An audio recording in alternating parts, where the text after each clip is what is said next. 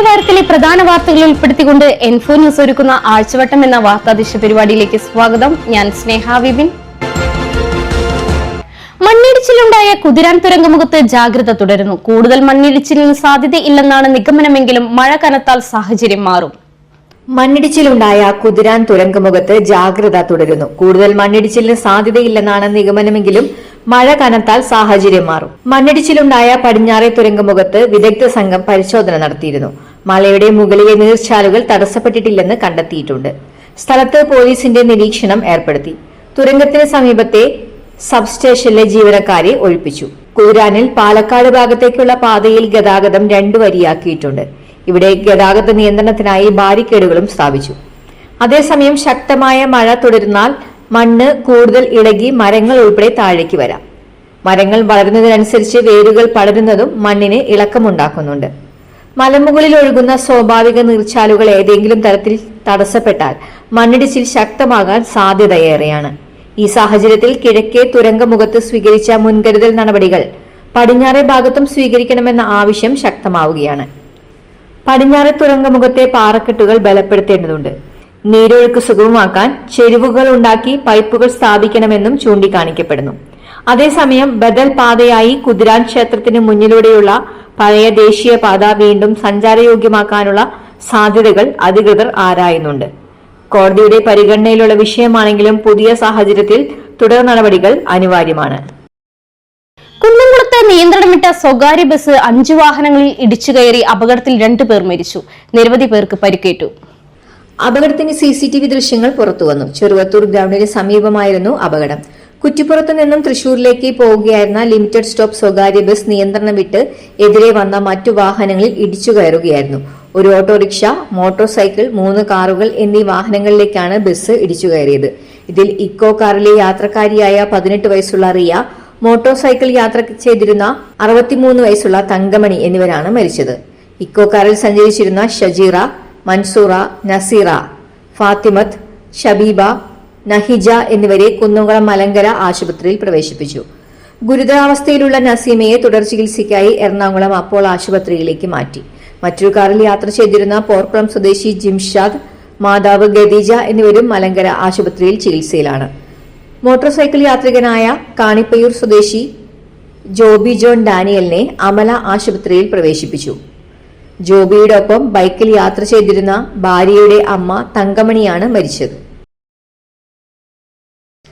തൃശൂർ കുറ്റിപ്പുറം സംസ്ഥാന പാതയിൽ തുടർച്ചയായി ഉണ്ടാകുന്ന അപകടങ്ങൾ പ്രദേശവാസികളെയും യാത്രക്കാരെയും ആശങ്കയിലാഴ്ത്തുന്നു.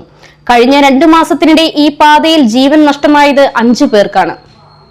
റോഡ് നവീകരണം പൂർത്തിയായിട്ടും സീബ്ര ക്രോസിംഗ് മുന്നറിയിപ്പ് ബോർഡുകൾ, വേഗ നിയന്ത്രണ സംവിധാനങ്ങൾ, CCTV ക്യാമറകൾ, രാത്രികാല സുരക്ഷാ ക്രമീകരണങ്ങൾ എന്നിവ ഒരുക്കാത്തത് അപകട സാധ്യത വർദ്ധിപ്പിക്കുന്നതായി നാട്ടുകാർ ചൂണ്ടിക്കാട്ടുന്നു. കേച്ചേരി, ചൂണ്ടൽ, അക്കിക്കാവ് കോളേജ്, പെരുമ്പിലാവ് ജംഗ്ഷൻ എന്നിവിടങ്ങളിലെ സിഗ്നൽ ലൈറ്റുകൾ മാസങ്ങളായി പ്രവർത്തനരഹിതമാണ്. സംസ്ഥാന പാതയിൽ ഏറ്റവും കൂടുതൽ സ്വകാര്യ ബസ്സുകൾ സർവീസ് നടത്തുന്ന റൂട്ടുകളിൽ ഒന്നാണിത്. സെക്കൻഡുകളുടെ വ്യത്യാസത്തിൽ സർവീസ് നടത്തുന്ന ബസ്സുകൾ വഴിമധ്യം ഉണ്ടാക്കുന്ന സമയനഷ്ടം നികത്താൻ അമിത വേഗത്തിൽ സഞ്ചരിക്കുന്നതും അപകടങ്ങൾക്ക് കാരണമാകുന്നു. ചില വാഹനങ്ങളിലെ സ്പീഡ് ഗവർണറുകൾ ശരിയായി പ്രവർത്തിക്കുന്നില്ലെന്നും ആക്ഷേപമുണ്ട്. തുടർച്ചയായ അപകടങ്ങളുടെ പശ്ചാത്തലത്തിൽ സംസ്ഥാന പാതയിൽ അമിത വേഗം നിയന്ത്രിക്കാൻ മോട്ടോർ വാഹന വകുപ്പിന്റെയും പോലീസിന്റെയും പരിശോധനകൾ ശക്തമാക്കണമെന്ന് നാട്ടുകാരും യാത്രക്കാരും ആവശ്യപ്പെടുന്നു. പുതുക്കാട് മുപ്ലിയം റോഡിൽ ഗർത്തം രൂപപ്പെട്ടു. സ്നേഹപുരത്ത് മുട്ടിപ്പാലത്തിന് സമീപം വാട്ടർ അതോറിറ്റിയുടെ പ്രധാന പൈപ്പ് പൊട്ടിയതാണ് ഗർത്തം രൂപപ്പെടാൻ കാരണം. പുതുക്കാട് പമ്പ് ഹൗസിൽ നിന്ന് ചെങ്ങാലൂരിന്റെ വിവിധ പ്രദേശങ്ങളിലേക്ക് കുടിവെള്ളം എത്തിക്കുന്ന പ്രധാന പൈപ്പാണ് പൊട്ടിയത്. ഇതോടെ മുപ്ലിയം പുതുക്കാട് റോഡിലൂടെയുള്ള ഗതാഗതവും കുടിവെള്ള വിതരണവും തടസ്സപ്പെട്ടു. ബസ്സുകൾ ഉൾപ്പെടെയുള്ള ഭാരവാഹനങ്ങൾക്ക് ഇതുവഴി കടന്നുപോകാൻ കഴിയാത്ത സ്ഥിതിയായി.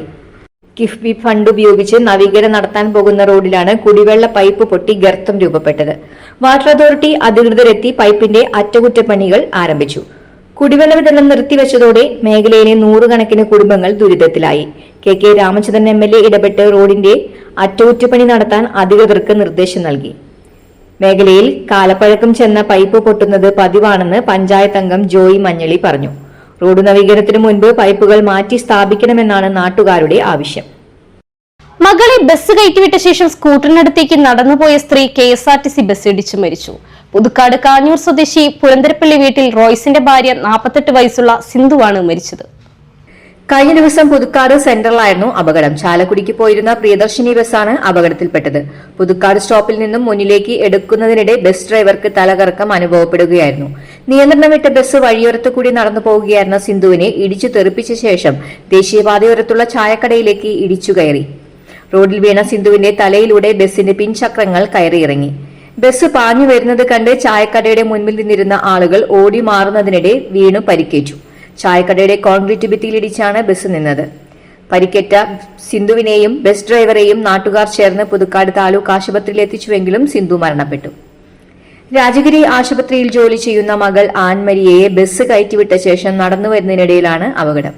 കനത്ത മഴയെ തുടർന്ന് CG റോഡിന് സമീപം സ്കൂട്ടർ നിർത്തിയ ശേഷം മകൾ ധരിച്ചിരുന്ന മഴക്കോട്ട് തിരികെ വാങ്ങാനാണ് സിന്ധു ബസ് സ്റ്റോപ്പിലേക്ക് പോയത്. സാധാരണ ദിവസങ്ങളിൽ ദേശീയപാതയ്ക്ക് സമീപത്തുള്ള റോഡ് വരെയാണ് സിന്ധു മകളുമായി എത്താറുള്ളത്. പുതുക്കാട് സ്റ്റാൻഡിൽ നിന്നെടുത്ത ബസ് ആയതുകൊണ്ട് ഒരു യാത്രക്കാരി മാത്രമാണ് ബസ്സിലുണ്ടായിരുന്നത്. നിയന്ത്രണം വിട്ട ബസ് ഓട്ടോ സ്റ്റാൻഡിനിടയിലൂടെ പാഞ്ഞു കയറി ചായക്കട പ്രവർത്തിക്കുന്ന കെട്ടിടത്തിലേക്ക് ഇടിച്ചുകയറി. പുതുക്കാട് പോലീസ് മേൽനടപടികൾ സ്വീകരിച്ചു.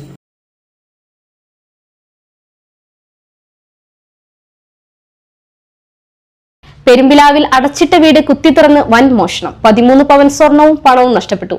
പെരുമ്പിലാവ് പട്ടാമ്പി റോഡിലെ വെളുത്തവളപ്പിൽ അക്ബറിന്റെ വീട്ടിലാണ് മോഷണം നടന്നത്. അക്ബറും കുടുംബവും പുറത്തുപോയി രാത്രി 8:30 തിരിച്ചു വന്നപ്പോഴാണ് മോഷണ വിവരം അറിയുന്നത്. മുൻവശത്തെ വാതിൽ തകർത്ത മോഷ്ടാക്കൾ അകത്തുകയറി അലമാരയിൽ ബാഗിൽ സൂക്ഷിച്ചിരുന്ന സ്വർണവും പണവും ആധാർ കാർഡ്, RC ബുക്ക് എന്നിവ ഉൾപ്പെടെയാണ് കൊണ്ടുപോയത്. സംഭവത്തിൽ 13 പവൻ സ്വർണവും 10,000 രൂപയുമാണ് നഷ്ടപ്പെട്ടത്. വീട്ടിലെ അലമാരകളിലെ വസ്ത്രങ്ങൾ വാരി വലിച്ചിട്ട നിലയിലായിരുന്നു. പിറകുവശത്തെ ഗ്രില്ലും തകർത്താണ് മോഷ്ടാക്കൾ പുറത്തുപോയിരിക്കുന്നത്. അക്ബർ കുന്നംകുളം പോലീസിൽ പരാതി നൽകിയതിന്റെ അടിസ്ഥാനത്തിൽ Kunnamkulam station house officer Saneesh കുമാറിന്റെ നേതൃത്വത്തിലുള്ള പോലീസ് സംഘം സ്ഥലത്തെത്തി അന്വേഷണം ആരംഭിച്ചു. ഡോഗ് സ്ക്വാഡും വിരലടയാള വിദഗ്ധനും സ്ഥലത്തെത്തി പരിശോധനകൾ നടത്തി തെളിവുകൾ ശേഖരിച്ചു. സംഭവത്തിൽ പ്രദേശത്തെ CCTV ക്യാമറകൾ നിരീക്ഷിച്ച് പ്രതികൾക്കായി അന്വേഷണം ഊർജിതമാക്കിയതായി പോലീസ് പറഞ്ഞു. ഇതോടെ ഈ ആഴ്ചയിലെ ആഴ്ചവട്ടം പൂർണ്ണമാകുന്നു. പുതിയ വാർത്തകളുമായി അടുത്തയാഴ്ച വീണ്ടും കാണാം. നന്ദി, നമസ്കാരം.